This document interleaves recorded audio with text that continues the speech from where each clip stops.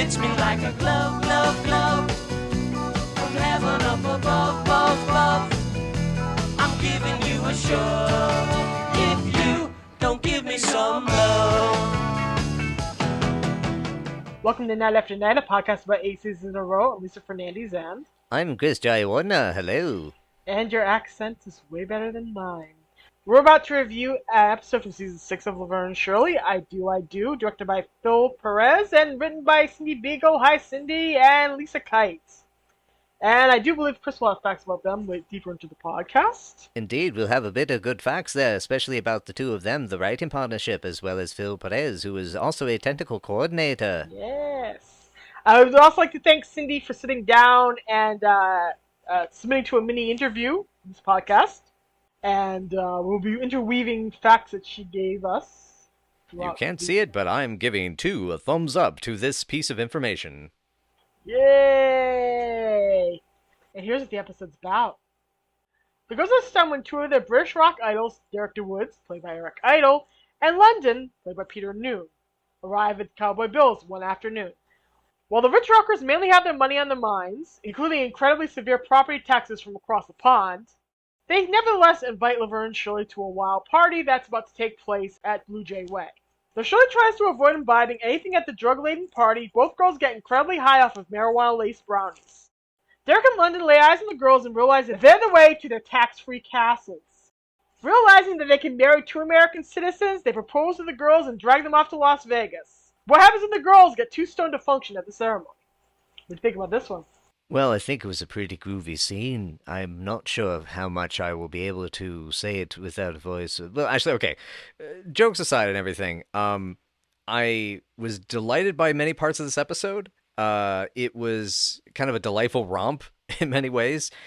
And it's fascinating that, like, I'm curious what the reviews were like when this aired, because it's such a strange tonal shift into adulthood that's both necessary for the show and somewhat jarring, but it honestly fits right at home. I mean, this is a show that's joked about sex, promiscuity, voyeurism, unwanted pregnancy, deeper psychology, and he's even made so many date rape and domestic violence references. I figure going for a cocaine mirror and a room full of Mary Jane, pop brownies, is nothing. It's totally on brand. Well, ABC didn't agree, because apparently they got so many complaints about this episode that they pulled it from the syndication, where it runs entirely for Sunday. She had no idea, by the way, that this never made it into the Nick and Night and TV Land lineup, which it did not. This is a contraband episode for my generation of fans, because they did not air it. They did not air it on Nick and Night. They did not air it on TV Land. I can't remember if they aired it on TBS. I believe they did, because the version that I've seen, the alternate version of this, is Superstation Bug is in the corner. Ding, ding, ding. Okay, so they did air it on TBS, and then it rejoined the syndication lineup when it started airing on Lifetime soon afterwards. And I believe MeTV has aired it, but I can't remember. I believe so, yeah, because I think I spotted a clip of it, or I tuned into it for a bit when it was on MeTV, but yeah. Yeah. So, but for a whole generation of fans, this was verboten, because they mostly aired on TV Land and Nick at Night for like a good, I want to say, 10-year stretch after TBS dropped it. So fans would have to tape trade to get copies of this episode to see it. That's what a trip, man. Yeah, and now you know why it got uploaded in that state. Indeed. To YouTube. Yes, indeed. And what's interesting is that, as I mentioned a few weeks ago in another episode, is that version cuts some jokes which are in the DVD version and brings other ones back, like other little bits and pieces. Because, like, the DVD cuts the Can't Get No Satisfaction performance. Yes. But then it loses the it's just like the conversation between Eric and Peter, or I should say London and Derek, about, it's like, where are the girls? They were trying to eat the flowers off the wall. Why? What? Because they got really stoned. They're freaking stoned. Why? Because they had a bunch of Malcolm's pop brownies, and he put the pot in the brownies. Why? But yeah, peak Eric Idle in that scene, and I'm so glad it's at least on the DVD, because it's so funny. Yeah, it's a really good scene. The two of them really nailed these parts and have a lot of fun with it. They do. It's just Oh, it's interesting to look back on it in that sort of sense of censorship because I've been watching so many like extreme weird gonzo movies lately. Like I yeah. finally just watched Brain Damage for the first time last weekend. Oh, wow. Because I haven't seen that before. Yeah, I know, believe me, it's actually was my first Frank Henenlotter film. But anyway, Wow. but I mean like for people who don't know, Brain Damage is like a infamously ghoulish, gruesome body horror monster movie as an allegory for the opioid crisis. Yeah. So when I consider those things, I consider, Italian movies and I consider, films that even we'll be actually mentioning in a couple of cases through this episode. It's interesting to look back on this and see it as like, like, oh wow, so scandalous that on television there was a room full of marijuana, and the way that they work it in so many cute ways is hilarious and cute Yeah. compared to the whole and like the whole reefer zombies bit and all that. Yeah.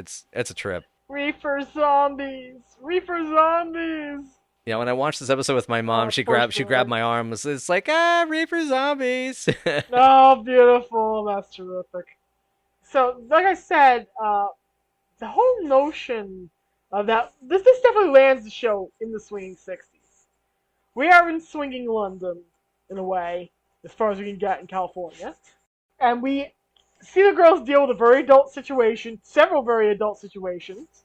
And, they manage to come out all right, but man, it seems like they won't. Yeah, yeah. Because, We'll yeah, get to some of those notes towards the end. But I'm gonna be intrigued to kind of hear our opinions about, or kind of get to the opinions about that because I was yeah, kind of surprised of how cute this episode is, and because the two rockers, Derek and London, don't really have the worst intentions for these two. Like these would essentially yeah, be, like they would look at yeah, them like something they just keep in their wallet. They wouldn't be abusing them in any way. They would just be like, yeah, it's like, listen, we just want to have our be free of taxes and be American citizens and get our green cards yes, and then we'll just go bang some other women. We'll go abuse some other women, I guess. yeah, But it's amusing in that regard because it would be be practically illegitimate, but it wouldn't be the worst thing in the world to happen to Laverne and Shirley. yeah, yeah, in a way. In a way, in the script, in the original version of the script, Derek and London are actually a way more horrified that the girls ended up eating the brownies, Hmm. and they're horrified enough to not want to go through the ceremony. They don't even get as far as the ceremony in one version of the script that I've read, which is interesting. Hmm. It so their moral point of views have shifted throughout the various edits that happened. Do you have actually? I mean, it's weird. Now I'm going to be asking you the question about the questions you asked, but was there any indication as to how this script kind of came about? Yes. Cindy and Lisa wrote this script as spec script. Hmm. This was not actually intended to. Well, this wasn't written while they were part of the staff as staff writers. What happened was this got them through the door. They ended up on the writing staff for season 4, and then we wrote a bunch of scripts, a lot of scripts for season 4 apparently, almost all of them, from what I Wow. understand. That's staggering to think of because that was a Yeah. lot of material. Yeah. Oh yeah, David and Michael have told stories about frantically rewriting scenes, writing new scenes for the girls while they'd be on lunch break, Hmm. and they'd be complaining about the quality of the writing. They're going, "Hey, if you keep complaining, you're not gonna have a final scene by the time you come back from lunch." So that would Wow. happen. That frequently happened a lot. Like it was a chaotic writing room, anyway, as we know. What happened was the script was bought as a spec script while they were both working on other shows. They'd wanted to come back for season 6 to be staff writers, but they didn't. Their agents ended up getting them on staff end of the show, which is what Cindy didn't want. Cindy wanted to be there, Hmm. so she told me that it was disappointing that they weren't actually there on staff during that season. Hmm. But yeah, that's how it started. This was actually done totally on spec, and then it was bought later on. Interesting. So yeah, because should we? I was just going to ask. Do you feel like we should sort of explain to anyone who may not understand how that spec process happens in the business? Yes, go for it. I mean, my understanding, and Lisa, please correct me if Oh, I'm, I will. yeah, I will. which is that there are times when you can write something on spec to kind of get your foot in the door at a show, but they won't buy that specific script. And it will Yeah. be a case of like, it's a way, spec is often in these circumstances a way to prove to yourself that you're willing to be like what's called a story editor. Yeah. And that's how most TV shows today usually work, is that you kind of get that case through the door. There are very rare occurrences, like, if you read the stories about like Ron Moore getting onto Star Trek Next Generation and things of that nature, Hmm. there's some weird like random chance occurrences, but typically Yeah. that's kind of what happens. So what may happen is a script that you conceptualized, years before. You may have been working then over time as a story editor in the writer's room, executive consultant, what have you, or even a story by credit person. Your script gets bought, and then when it comes to attribution and stuff like that, then things get kind of messier. Because that's the thing. If they did a lot of if Lisa and if Lisa Kite and Cindy Bagel, is it Beagle or Bagel? Beagle. Beagle. Beagle. Beagle. Thank you. Beagle. They were working in, what can happen is that the reason they probably weren't credited as the writers of those scripts is just because of how Writers Guild attributions work. And Yes. if you want to know more about that, just listen to the Script Notes podcast, but please come back to us Yeah. eventually. Yes. Do not leave for too long. You'll miss things like time in the Jolly Room. Yeah, I gotta go look for Mary Yeah. Jane in there. But yeah, so this, like I said, this episode was banned from second run syndication at the time until it got put in the nationwide syndication package during the 80s or in the 90s, and then excised again, then put back in.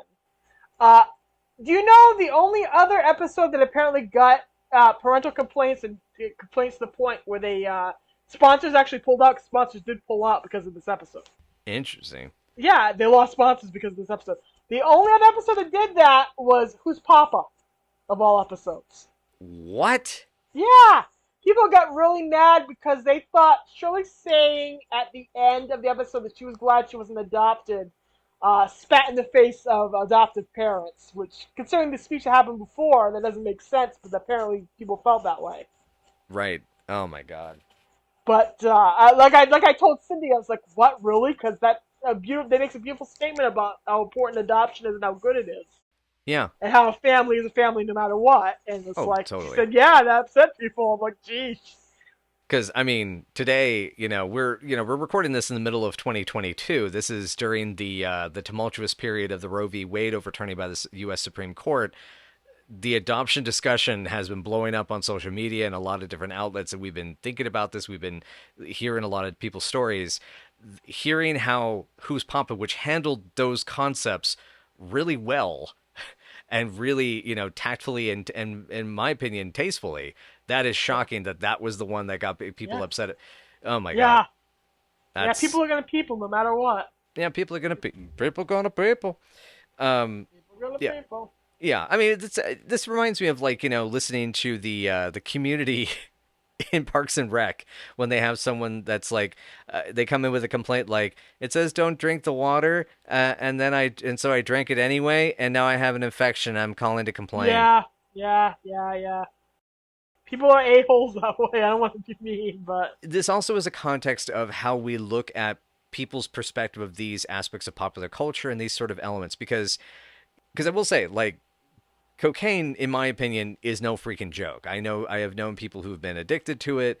A very close friend of mine when I was a teenager was a coke addict, and hmm so that's a drug I take very seriously. I'm not trying it. I don't want to try it. If anyone forces yeah, me to, I am never going to associate with that person ever again and potentially try to press charges.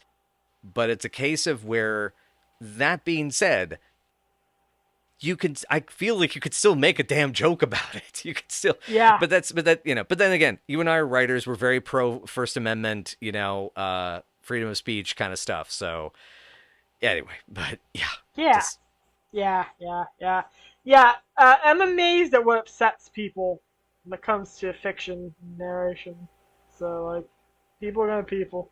so getting into the episode proper. I was curious. First of all, I like how easily Peter Noone and Eric Idle Yeah, just floop, just slip right into the episode. Yeah. There is a swagger to them that is so natural. Yeah. So I'm kind of curious. I'm curious, like, what your thoughts are on that, and if there was anything you were able to glean from talking to Cindy about it.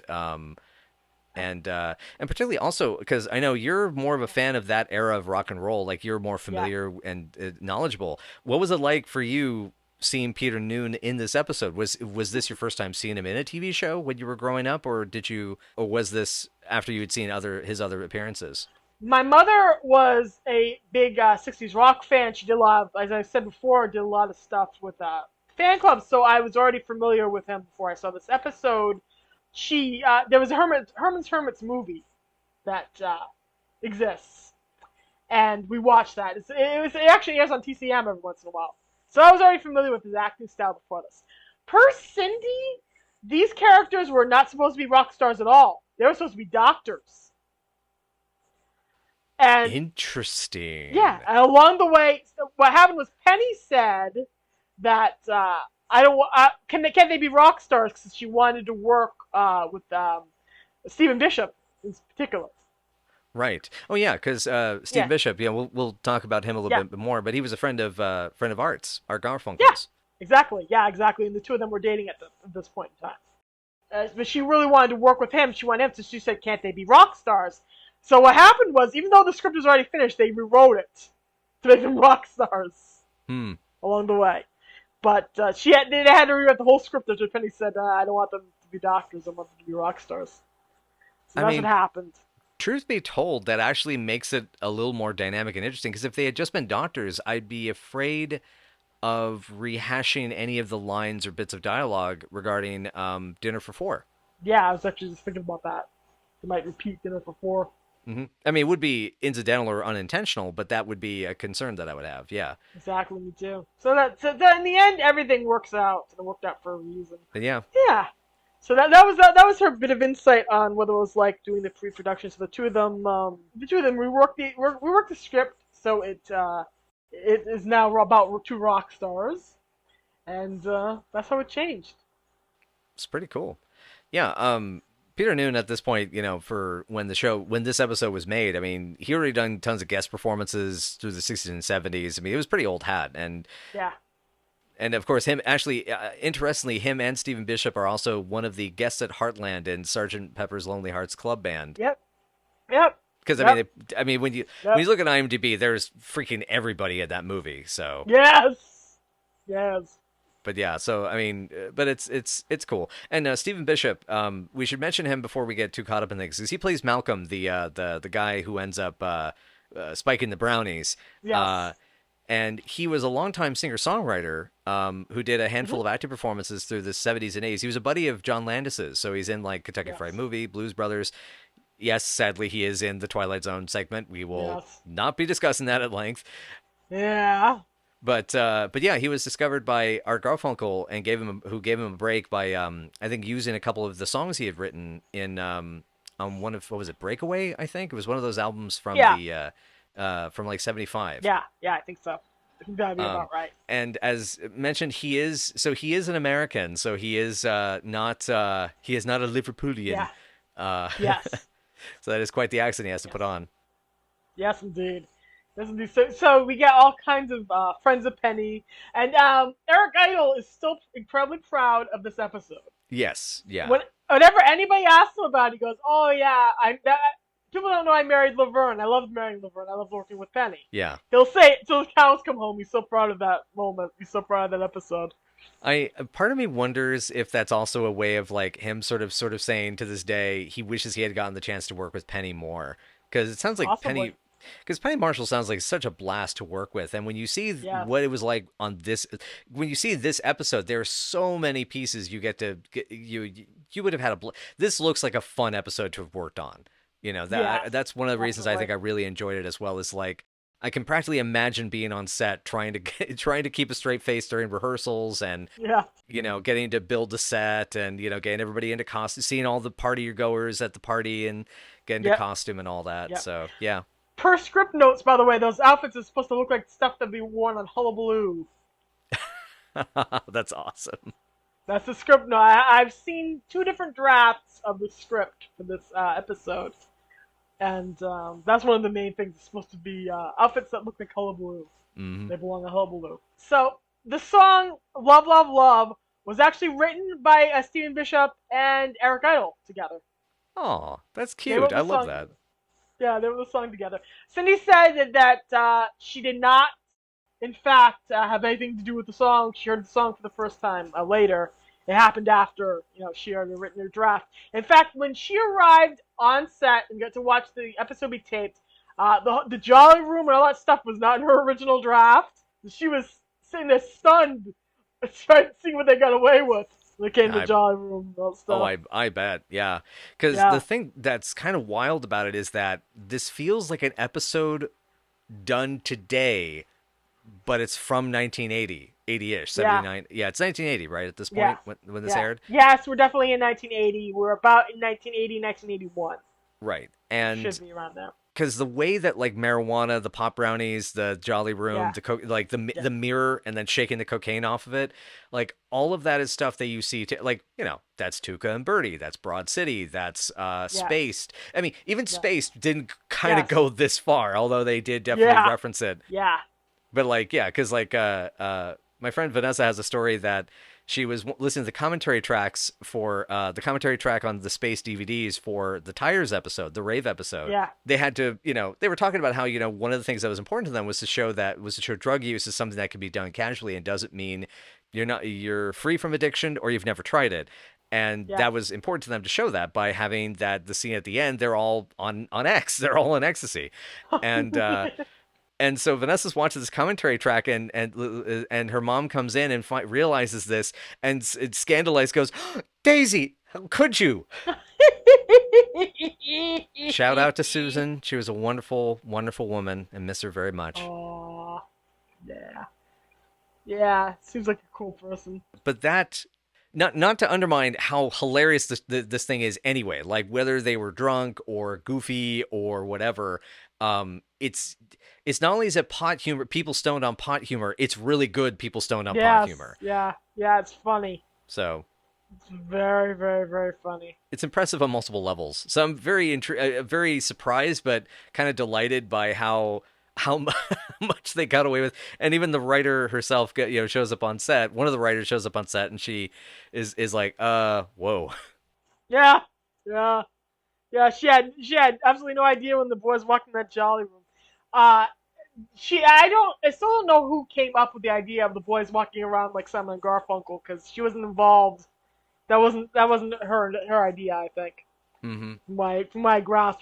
But I asked her. I love even the detail of That was good. Laverne trying to poke at Lenny's hair, Yes, yeah. See if it would move. That's so great. And then he and bats her hands away. bats her hands. Yeah, because I was like, whoosh. That Oh whole man, scene, I love. The boys obviously are the most stereotypical stoners ever. yep, The fact that these characters were conceived on pot and then David and Michael get to play them as stoned is kind of amazing in of itself. yeah, I love it. I love Yeah. it. Lenny is the star child, loving and patient, and loves everything. Can feel his pancreas. Yeah, Loves and he music. keeps Yeah. touching Laverne's face. Your face is Thinking really nice. Yeah, yeah. I've always liked you, Laverne. He says to her directly. Yeah. Which, yeah, she knew that a long time ago. Hmm. But she confirmed that ages and ages ago. But that's proof that he's always liked her. Hmm. And the whole And then poor, yeah, I yeah, was gonna David as Squiggy, paranoid. paranoid Squiggy. Yeah, Yes, it's killer. And yeah, Shirley's whole like having to cope with them. It reminds yeah, me of the fact that I'm more accustomed to dealing with drunk people than stoned people. Stoned yeah. people feel a little more chaotic to me. Oh, Because like I went to a LARP once and somebody got so stoned on grass that they literally sat out in a goat field, essentially in goat crap, and like everyone just had to say like, just let them ride it out, man, they'll be fine. And it's like they dozed off sitting up cross-legged. Yeah. Like, Oh, it's lovely. Oh yeah. man. But it's like, and like, that is where I'm like, I don't know what to do. Like, when they're Yeah. drunk, they're childlike, and I can just kind of bap them around, and then they'll pass out, and then they're fine. Then, Yeah. make sure they got water and they're on their side and they're okay. you Yeah. know? But, anyway, but that paranoia from Squiggy is just, it's perfect. It's you're talking at me. I'm not talking at you. I'm talking to you. First you're talking to me, then you're talking about me, and all these things, and people talking, everyone looking. It's glorious. God. Oh, it's so great. My mom is going to remember. She literally shouted out, I need to remember that, which is how do you know the air's fresh? Is there a date on it? It's so good. It's so good. I love it. Amazing. Regarding the whole flow of this episode, one of the things I also find interesting is this is also the first time in a while we've had the chance to see the girls fangirl about something in a bit. Yes. Yes, it's true. It's kind of delightful in its own way. Because it's been a long, even it has been a long time. The last time they really, really fangirled out over anything was probably Elvis over in like season 5, season 4. Probably season 4. Because it mostly has been about anything but the two of them, getting to sit there and really, really freak out about a rock star. And this is what finally gets to happen. They're Beatles fangirling. But they know enough about the Beatles. I think that they've already addressed that. Yeah, they know a certain amount about them, but that it's because this is all, obviously this is the whole British wave, the British invasion of the mid '60s. Yeah. Where because we'll get into the band itself, because I have an awesome thought about those characters, but or thought I enjoy personally, I guess, a headcanon I hold on to. But yeah, it's well, this is going to show up and be a plot point later on good. in in the series and the season. Yeah. Well, they got to have their rock and roll moment. Everyone wants to be a rock and roller. Yeah, everybody wants to be famous. Everybody wants to be famous. They all want to be rock and rollers. They want to be like Toby Kebbell in a Guy Ritchie movie. I am curious. I need to watch the version, Syndicate, the TBS version again, the TV cut of the "Can't Get No Satisfaction," because it seems like Penny's actually kind of playing it with the couple of chords that she has. Yes. I had actually several questions from people on Tumblr who wanted to know if that was really Cindy playing the drums. I wouldn't be shocked if she knew a couple of it. She didn't knew enough to get by in that. Yeah. Well, the fact she even says, "My first time on the Skins" was like, Yes. Yeah, that's what she said. Anyway. Whoa. Hey, that not to be forward about it, you know. Anyway. Oh, God. That's my first time on the Skins, and Carmine goes, "Hey, you could say that again." Anyway, Carmine, I actually want to mention on that note, I'm almost kind of bummed he doesn't get to be involved here, because I had this thought of him as like having to deliver a singing telegram to the party. One of the stoners like orders him to be delivered, and like he seems to be the kind of guy that like would be sort of involved in these kind of shenanigans as things go on, and like, everyone's like, he's like, "All right, so who's gonna pay me?" And they're like, "We don't got payment, but hey, we want to hit this joint." It's like, okay. He takes a token, and goes on his way. Yeah, exactly. I can picture him doing that too. Mm-hmm. I can absolutely picture him doing that. Beautiful. Oh goodness. In the original version of this script, in the first version of the script, Edna is much more fangirly over London Bridges and wants them to make out an autograph for her to her niece Edna. Oh, interesting. Can you put it out to my niece Edna? that doesn't obviously doesn't make it into the final version. She is in fact completely unknown. Go ahead. Well, they make her the audience circuit. That's like, who's that? I can picture that. I can absolutely picture that. Well, I mean, that's what they had to do, because they have to do the because the audience surrogate is the person who has to ask the question of the characters, so that then the characters tell the audience what the thing is. So. Oh, Okay, well, I didn't know that Wait, much. you... Okay. I should Oh, have known. oh, oh. Yeah, no, no, no. That's yeah, that actually is, well, part of the reason is I don't use audience surrogates. I try not to in my own writing. Not to, fluff up my own pillows or anything, but but Oh, yeah. goodness. But anyway, writer nerd Oh, talk my goodness. aside, though, that's I think Yes. that's the idea is that it gives her the element of it helping to explain the the exposition, which is more Yes. typical and much more readable to it's a dumbing down thing, unfortunately. Yes. Yeah. Yeah, I'm glad they kind of went against that. I love, though, that the lyrics for "You Love, Love, Love" is absolutely sounds like something that would have been a hit back then. Oh yes. There's something delightful about that. So what's your feeling on the band? What do you think about London's Bridges? What do you feel like they would have been a band that actually would go anywhere? They feel like a surrogate for bands like probably let me think. Probably, I'm not going to say Herman's Hermits, but there were a lot of bubblegummy British invasion bands that sounded like them and had like one hit and then disappeared. So I could absolutely picture them like launching this career and being successful for a little bit and then just like fading away. So they fit in pretty decently. Indeed. But I feel like, yeah, like my thought is in a way, they're almost like a band that they're likely not headed too far in their careers and they're just kind of trying to make what money they can. They're partying hard on the lifestyle while they have the chance. That's kind of what I felt. And like the small part is Malcolm kind of seals the deal because it's like, yeah, man, let's have a party. Yeah, yeah, absolutely, Because it's not about absolutely. because it's not about longevity. Bands that really have longevity where they're in it for the art and or as a career. Like this is a career. I'm going to be smart about this and how I handle my career. Like those are people that are able to make it last, and there are others that I think either they get cynical or they're just not aware, they're too young to be aware of the amount of time that is going to pass and how fast it's going to pass. um Yeah, yeah, I was kind of curious what your thought was. yeah. I think they're pretty much unaware of the fact that their moment is not going to be forever. It's like Lenny and Squiggy not being aware of the fact that the British invasion was coming, so their band is basically based on Joey D and the Starlighters. Mm-hmm.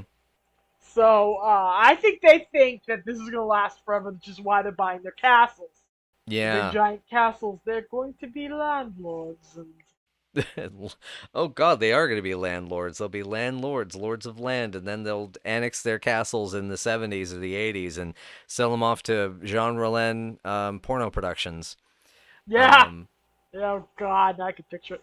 that's a Oh Euroschlock reference man, for all those at home. oh, I can actually like imagine the two of them, going so far as to take their fame and make as much as they possibly can of it. So I can just picture them in the '80s at their reunion tours and selling the rights to your love, love, love to a condom company. Right. If it's like a glove, glove, glove. Oh, that'd be great. Oh, that'd be so great. Yeah. Oh Love, my god. love brand condoms because you're trying to play it safe for the ones you love. It fits you like a glove. I mean, Uh, Pumps Your Blood actually ended up being an aspirin commercial for a while to that's true. encourage Yeah, heart that's health. right. So That's right. that could Yeah. happen. So could this. So okay. So then if we're going to talk about London's bridges, I also have a question that is, what film director are they going to work with in the 70s? Are they going to get to be working with, say, a Nicholas Roeg, like in performance? Are we thinking a Lindsay Anderson, like Oh Lucky Man? Are we thinking Ken Russell? Are we thinking, what is the filmmaker of the 1970s who had dealing, or the type of film like caliber that they would hit? Because given how kind of boneheaded and stoned out of their minds they seem, like I almost like I have my thought, but I'm curious if you have a choice in mind of where They this would band end would up. go. They would end up doing like movies like probably goodness. Remember that whole acid freakout movie that got made by oh god, it was I'm trying to remember the title now. Oh, are you thinking Uh of the Big Cube? Yes, that was exactly what I was thinking of. Nice, Actually, which too. I still haven't finished watching that. I've seen most of it. Yeah, it's a Yes, that was a Warner Brothers film. Wow. But yes, yeah, the Lana Turner one, right? yes, exactly. Yeah, that was Tito Davison, who I am completely unfamiliar with, but Yeah, they were a Mexican filmmaker. Wow. yeah. Oh, sorry, Chilean-born Mexican film director. Sorry, There you go. gotta be specific. Yes, but I can picture them being in stuff like that. Trying to do movies that are pretentious and have in quote unquote meaning, like the song remains the same, that kind of stuff. Right, right. Yeah, there was another one. I think it was The Acid Eaters was another one I watched Yeah, from that late '60s period, and that's another one. Or like, it's not quite. They wouldn't be in the dirty schlock of like American Hippie in Israel, and I say dirty no, because that was basically people going out camping, making a movie. It's absolute. It's a mess of a film. yeah, Like everybody was stoned on that production. yeah. God, God, I can actually sit there and picture all this. Yeah. But that's the Man, thing. Because, like, see, Lenny and the Squigtones, we've discussed, they would get into B pictures. They would get into yeah, biker films, monster yes, movies. In the 70s, they probably would have, if they had gotten into it in the 70s, they probably would have been in, like, the schlocky monster movies, gotten to know, like, folks like Rick Baker yes, or, oh, what's his name when he was working? Bert I. Gordon's last few movies, yes, they would have worked on yeah, those. yes, yeah. Oh my God, I can picture that. Oh, that's great. Oh, and I can totally picture them doing that. But yeah, Oh my gosh. my feeling about London's Bridges is they would be the guys that would work with the not Mike Hodges but the wannabe Mike Hodges. Someone who Oh wants man. that somebody that wants to be doing Get Carter but actually is like Miss Cassie's like, "Oh, it's a rock star. Like we're going to put him in there like Mick Jagger in performance, right?" Oh, And I was just thinking about that movie. Ha ha. well that's why I referenced Nicholas Rogue, I was thinking like, Yeah, yeah, yeah. And so I was thinking like that would be the thing. They like so they cast Derek as a crime thug, and he like flubs his lines and it creates this weird oddball performance that film fans think has homoerotic subtext, and it's really just that it's like no, he's really just kind of dumb and didn't understand the script. It's like I need you to say the line is written. Why? This is the thing Oh, that's on the page. What? The script. The what? where? Where? I'm off the script. We want you Oh. to do it off book, but I need the script. But you want me to do the lines from the script. I need the script in front of me. I'm sorry to I know I'm No, derailing this, but no, it's no. a I can picture this. It's like I can absolutely picture. By the time the '80s roll around, Lenny and Squiggy are working for Trauma. oh god, They yeah, would work. They would be working for Trauma. oh god. Now I just want to have Michael McKean cameo in a James Gunn movie so he can shake Lloyd Kaufman's hand. Oh my God, that would be hilarious. I can picture him doing that too. Oh I yeah. mean, he and Bruce Campbell were once in the same place at the same time, so And how much did you explode with joy when you knew that this was a thing that had happened? they were at the same Saturn Awards. The year Michael was nominated, I think for God, what was he Coneheads? now? I think he was nominated for being in that rip-off horror movie that basically ripped off the Bad Seed, and he was Oh, in oh that. man. Yeah, God, I can't remember which one. I can't remember the name, but I know which one you're talking about. Yeah, the one where he plays the boss friend who is trying to get the father to come to grips with whatever the hell he's Right. doing. He doesn't get to do anything fun in there, like drink fake blood or anything. But that was the year that Bruce hosted the Saturn Awards, so they were in the same room at the same time. Love it. Anywho, Yeah, I can see them. That's how their careers ended. I can see, like I said, London Bridges are going to sell out so hard. They will do every single. They end up touring as an opening act on those Bowser's Doo-Wop shows. mm-hmm. They end up doing all those little tent tours and appearing in tiny theaters. And somebody writes a tell-all book. I can see the London himself being on Yeah, Celebrity Hollywood Squares. yeah, I can see that too. I can absolutely picture that. as a regular guest because he has this dry wit, and again it's a case of he's British. They don't realize he's being very rude to them. Oh man, I can easily picture that. Oh man, he's really quite rude, don't you think? Well, So anyway, as anyone who can't tell, I actually did very little notes for this episode because I delighted in watching it so much that I memorized quite a bit of it. But is there anything else, Lisa, my love, yes, that you would like to I have tons of discuss? things I want to say. Okay, Actually, all right, jump in. I feel like I'm hogging the mic here. oh, let's see. Okay, so I love Edna's line about Herbert's hermits. That's really funny and cute. Herbert's hermits. Wink, wink, wink. And London's having no last name and sleeping in the buff, sleeping in the Yes. raw, as Laverne says. The fact that people do read that rubbish we put in the back of our albums. I love that line. That's great. Uh, Yeah. and the party is being held on Blue Jay Way, which is iconic in the rock scene of the time. Oh. Subject of a George Harrison song, which ended up on a Beatles record. Ew. Yeah, my Beatles foo is very weak. I love that their follow-ups, the B-side is Fits Me Like a Sock.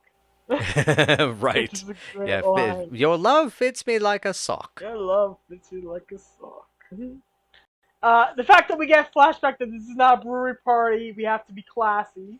Hmm. Don't embarrass Shirley no matter what. Okay, now what do we think about Laverne being in full I will try anything once mode? Because she's very freewheeling. This isn't shocking considering her love of experimentation. That she decides to be the one to get stoned, and she wants to get stoned, she wants to try it, and Shirley's like, no, no, no. And Girl Scouts it up. But what did you think of that? I I think it worked. I think it worked well. Um, Yeah. Part of what it is that it's 1965. It's almost 10 years since the first season of the show in terms of Yes. chronology. Yes. These people have lived relative. I mean, they've had amazing, exciting adventures, but what's been interesting is many of those adventures have not been of their own agency. I think Laverne's sense of Yeah. experimentation is that she would be in control of it, and I think that's Yeah. what that is as an expression of freedom is it's fun to watch. I would be scared about the consequences of it, but thankfully this is the safe little bubble of a sitcom world, so I feel less inclined to freak out. Yeah, yeah. That makes a lot of sense. And of course, because Laverne's not afraid of losing control, Shirley's afraid of losing control. So of course she's going to Hmm. reject drugs very vehemently. I love that Lenny and Squiggy thought the girls were flat and scrugs. Yes. I have no idea if them being dressed up like Simon and Garfunkel was like a rib on Penny, dating art at the time, but it's kind of amazing. The whole costuming bit here is amazing. Yeah, I'm surprised neither one of us has asked Michael about that on Twitter. Yeah, actually, somebody needs to ask that. That's one of the questions I have from interview him soon. Yeah. Um, If ever the opportunity arises, wink, wink, nudge, nudge. Hey, okay. Mike, pay attention. The girl's trying to impress people by going, I know Fabian. Are you anybody? It's like they immediately embarrass themselves immediately. Because, in spite of it not being a brewery party, because they're neophytes to this whole scene, so. Right. And yeah, and the whole capped teeth. It's like, are your teeth capped? Yeah. Mary Jane's in the Jolly Room. I'm Laverne. The English loving their pipes. And then Shirley saying she's never going to tattoo her lips, and Laverne going, maybe you should. The reaction. Yeah, there's some wonderful zingers throughout. It's Yes. again just dynamite dialogue in this one. Yes. The past two episodes have been very good for dialogue. Really good for dialogue. And of course, I wrote castles at one point in my notes, just castles in all caps. I mean, if you had a castle in the sky way up where the birds could fly, what would you do? Would you have many phones? Perhaps, but also I would probably run into a paranoid Lenny and Squiggy. We're up high, Len. That line, Everybody's looking at us. love it. Oh, goodness. You haven't even held hands yet. You can take care of that. And just like, oh, the whole bit. So good. I don't know. I love that, of course, they get spirited away. The girls end up in their only fronts wedding gowns. These guys don't even spring for full wedding gowns. I mean, come on. Yeah, the Ernie's discount weddings. I mean, it's fantastic. Yeah, It's so good. they're rich. They are rich. They could afford that. They could absolutely afford that. Or you could afford the number four and get married inside of a what was it, a bathtub or a pool or something? Yep, yep. Jacuzzi. Jacuzzi. It's That's a it. jacuzzi. It's a jacuzzi. Yeah. Before we get too far ahead, I gotta mention Benny Baker as Ernie himself. This dude was a bit player as far back as the 1930s and was an early TV legend just for being one of the most prolific folks that has ever appeared on Laverne and Shirley. Oh, At this point, he was already 72. He was keeping busy with TV and movie appearances, even. Caddy and Lacey, The Sting 2, Kojak, Charlie's Angels. The deeper you go into his IMDb, you just see these slices of history. I mean, Danny yeah. Thomas Show, 77 Sunset Strip, Alfred Hitchcock Presents, The Red Skelton Hour, and so on. It's not a huge That's part, cool. but man, it's really cool they got him here. It is. Similarly, also, Catherine Fuller as Ernestine was a character actor at this time, and she also humorously also starred as the Bingo Lady in Eye of the Tiger in 1986. Nice. But she will appear again in season 8, so that's why I wanted to point her out. Ooh, we'll keep an eye peeled for her as Yeah, time shit. goes by. Yeah, I'm peeling my eye. I'm putting my eye up on the microphone. Wait, no, my glasses are in the way. Shit. Ow. Ow, ow, ow. I'm fine. I didn't have That's cool. That's really cool. Okay, now I love that. I love the everything is really hilarious. The girls try desperately to make it through the ceremony, and they just cannot. Uh, they probably rolled down the hill and plopped into the bay. For them talking about Tony Bennett's heart. Oh my Starting god. it. Yes. So good. The girls bit where they identify themselves as a Lemon Pledge and Star Monkey. Lemon Pledge was Cindy's idea. It made it through every single draft of that script and onto the screen. That's awesome. I love it. Star Monkey was somebody else's idea. Apparently, in the first draft it was Earth. She couldn't remember the last part of it, but it was Earth something. Maybe Earth Mother, I don't know, but she didn't. She couldn't recall what the other half of the name I mean, was. Earth Mama or Earth Mommy would be both very Shirley choices. Yes. Yep. But she couldn't remember what Shirley identified herself as otherwise. I love that bit. I love that fact. So Lemon Pledge is totally her idea. For everybody I know who had some version of Lemon Pledge in their usernames on hundreds and hundreds of message boards dedicated to Laverne and Shirley over the years, you got Cindy to thank for that. Awesome. Thank you, Cindy Beagle. Me personal animal magnetism. That's just something they made up for the fan magazines. And I love the animal magnetism as a because wasn't there the animal magnetism was a Squiggy line a while Yes. back? Yes. We can't help it if we have the animal magnetism. That's it. Yeah. Oh, so good. Incredibly good. I love Laverne desperately trying to call the bingo game because she's so stoned. Oh, I love that. Yeah. But I took note, by the way, of all the songs that got excised from the background of the version that ended up on the DVD. You can hear My Guy in the in Cowboy Bills in the background. You can hear I Want to Hold Your Hand at the Party being played in this background music. My mom pointed that one out. And of course, Satisfaction. That's all the Yep. stuff that got edited out. So the girls' dreams are deferred, and yet Shirley takes this as a sign of hope that they can indeed make their dreams come true and end up back there with their husbands someday, the real ones that they're going to stay with forever. And Laverne has the wonderful line, "Here I am, it's my wedding night, and I'm being undressed by a lady named Ernestine." Very cute. So And good. very them. Yes, it is. Very, very them. This is such a it's a cute episode. It's a cute episode in spite of well, actually not even in spite of the subject matter. I think the reason why this ended up getting banned off of syndication is because they treat it like it's no big deal. Yeah. They treat getting high as a joke. Yeah, I mean that's actually what I love, and what I found the most shocking is that being in proximity to drugs, alcohol, the free love in the '60s, it does not result in a horrible disaster. I mean, they're able to get stoned, nearly get coke in their systems, and just have a good time with rock stars that they kind of dig, you know? It's, Yeah. there's something very sweet about that. And I guess, Yeah. as you're saying, it's like it's an adventure, and they're okay. And the shocking, the subject matter isn't depraved or shocking. Yep. It's just, it is what it is. Yeah, it is. It is. They have fun. Everybody ends up having fun, and that's what's important in the end. Uh, I still can't believe they got away with that cocaine joke. That's the one I can't believe they got away with. That's the one, especially in that time when coke was Yeah. becoming so much more common. I mean, that's Yeah. one that really Yeah, surprised me. yeah. Very, very much so. Very, very much so. Very, very much so. I think it's But, ranking time.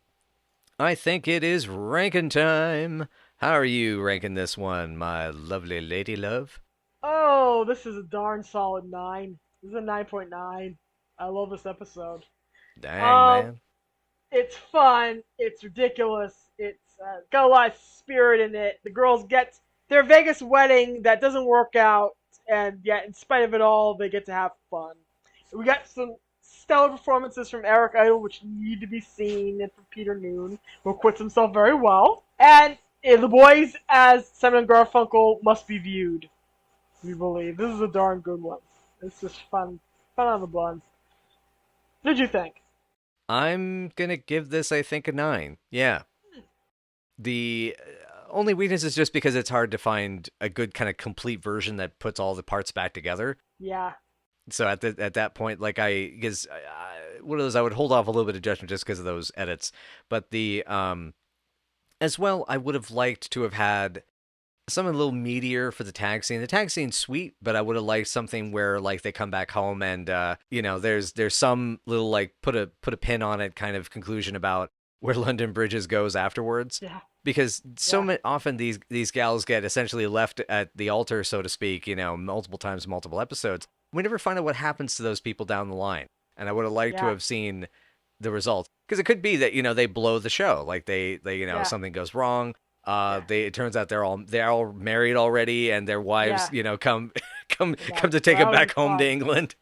That would be fun. There's tons of possibilities that could have made it a bit of a hoot, So there's possibility, But anyway, in any case, I still love this episode. This is, I think, one of the best ones of the season. Yeah. One of the better comedy ones we've watched in a while. And this one worked for me. This was good. Yeah.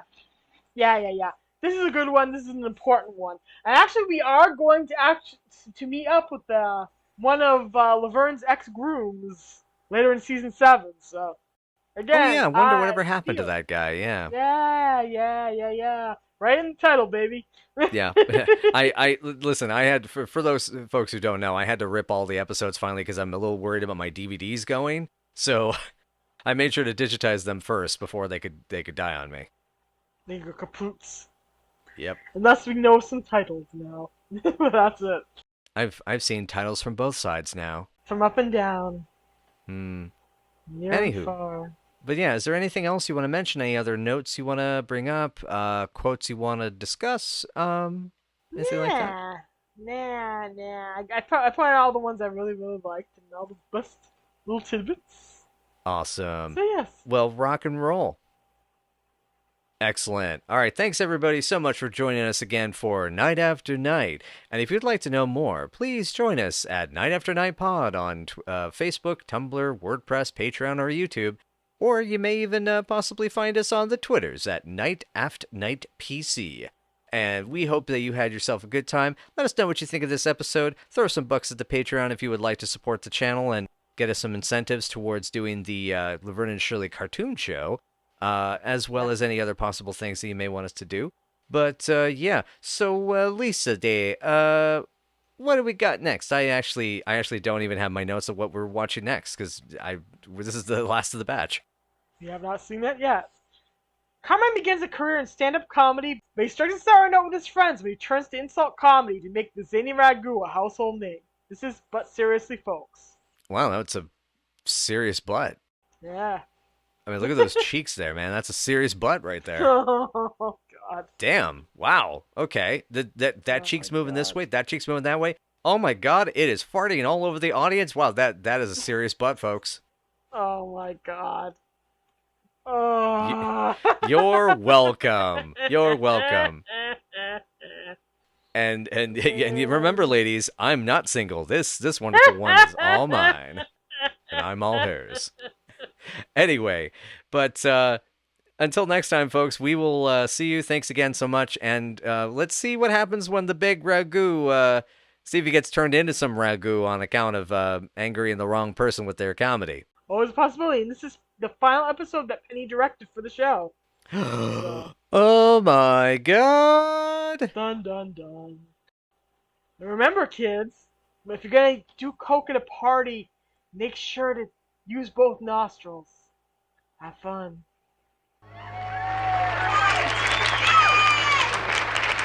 Thank you. Hope you're all enjoying the party. We'll be back a little bit later with our flip side, Fits Me Like a Sock.